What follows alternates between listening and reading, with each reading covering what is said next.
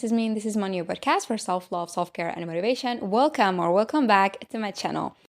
Let's talk, like really talk, not in sit down, here's the lesson way, not in take notes, this is important way either. More like you're here with me. Maybe you're cleaning your room, maybe you're walking, maybe you're laying on your bed, staring at the ceiling, and something I say lands a little too close. The kind of close where you pause what you're doing for a second, the kind where your body reacts before your brain does. Because that's how this topic works. Love bombing doesn't announce itself. It doesn't knock on the door and say, "Hi, I'm about to mess with your sense of reality." It arrives quietly, dressed as connection, excitement, finally, relief. It feels like something clicking into place after a long time of waiting. And that's exactly why it's so confusing when it starts to hurt. I want to talk about it the way we talk about it in real life. Not polished, not filtered, not like a psychology lecture. Just honest, a little uncomfortable, maybe even a little sarcastic.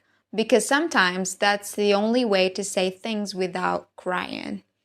Even the name feels dramatic, heavy, like something people exaggerate online.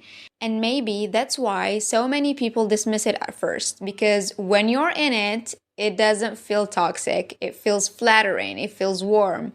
It feels like being chosen very loudly. It feels like someone suddenly sees you everywhere. Your phone lights up constantly. Your presence feels missed even when you've only been gone for an hour. Conversations go deep very fast. The kind of deep that feels intimate, like you've skipped small talk and jumped straight into meaning.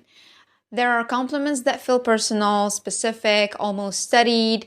There is talk about the future that feels exciting instead of scary, because for once, it's not vague, it's detailed, it's confident, and you don't question it.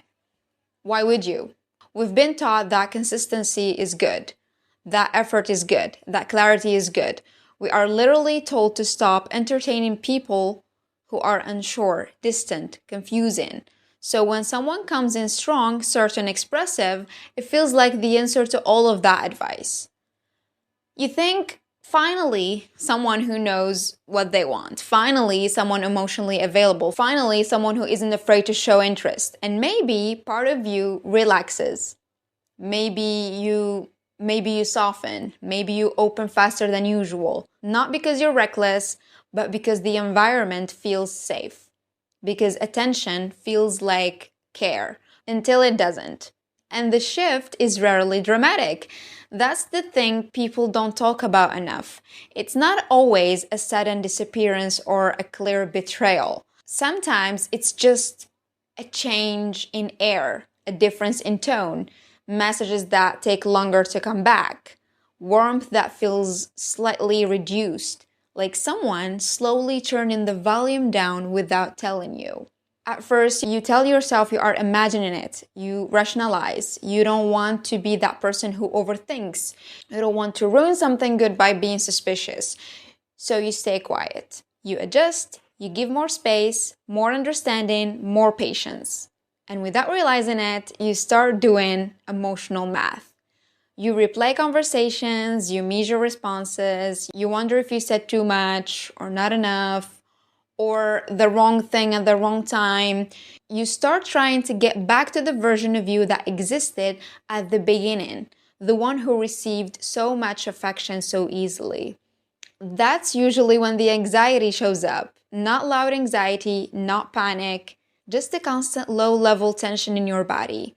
A feeling of waiting, of being slightly off balance, like something is unstable, but you can't point to exactly what. Love bombing doesn't work because of effort or attention.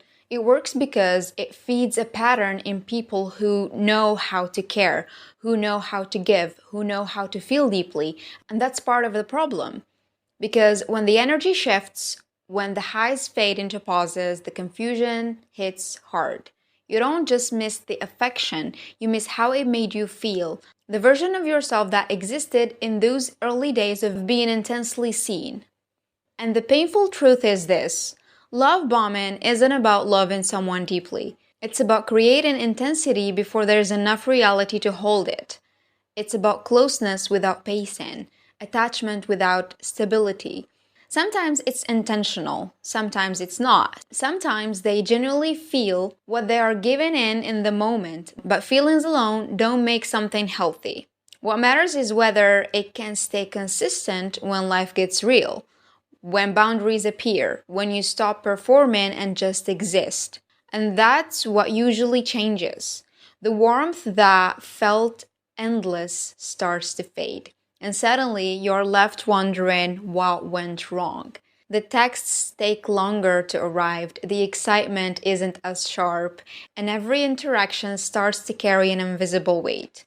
Your nervous system notices it before your mind does. Your body tenses, you second guess yourself, you shrink your needs, you overthink, not because you're suddenly insecure, but because the ground moved without warning. The worst part is that love bombing often targets people who are naturally giving, who are generous with their care, who are emotionally available without needing to be convinced. That's why it's so easy to fall into it. You respond in kind, you meet intensity with intensity. You let yourself be swept up, not because you're reckless, but because your heart knows what it feels like to be truly seen. And that feeling is intoxicating. So if you're sitting there judging yourself for falling into it, pause for a second. Openness isn't stupidity. Trust isn't weakness. Wanting closeness doesn't make you naive. It makes you human. The problem was never that you wanted love. The problem was that the version of love you were offered couldn't stay real once it had you. And that's a grief you carry quietly, because for a moment you believed you were finally seen, and losing that feels personal somehow, even when it wasn't. Healing from it doesn't happen in loud leaps. It's quiet. It's noticing your nervous system relaxing over time. It's remembering how your body felt at the end, not just the intoxicating beginning. It's sitting with the unanswered questions without demanding answers. It's letting yourself stop performing to maintain someone else's attention. If you're still holding on to certain words, certain promises, certain late night conversations that felt profound, it makes sense. You weren't foolish for believing them.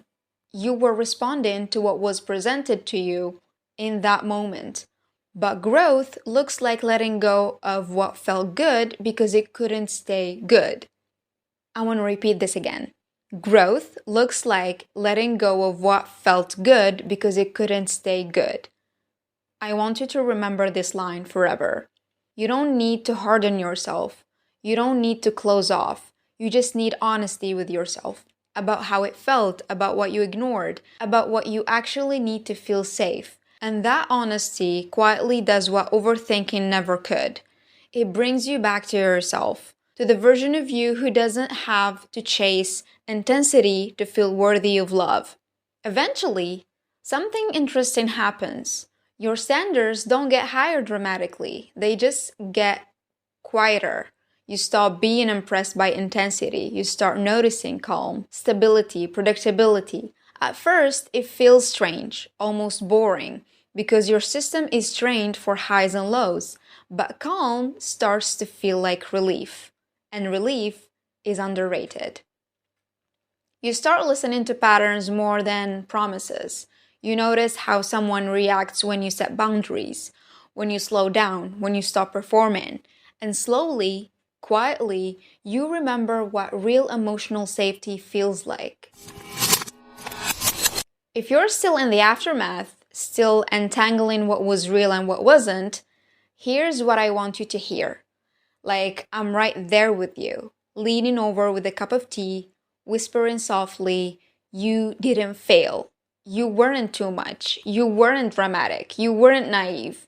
You were human. You cared. You responded. And that still matters. Some days you might feel raw, replaying moments, wishing things had been different.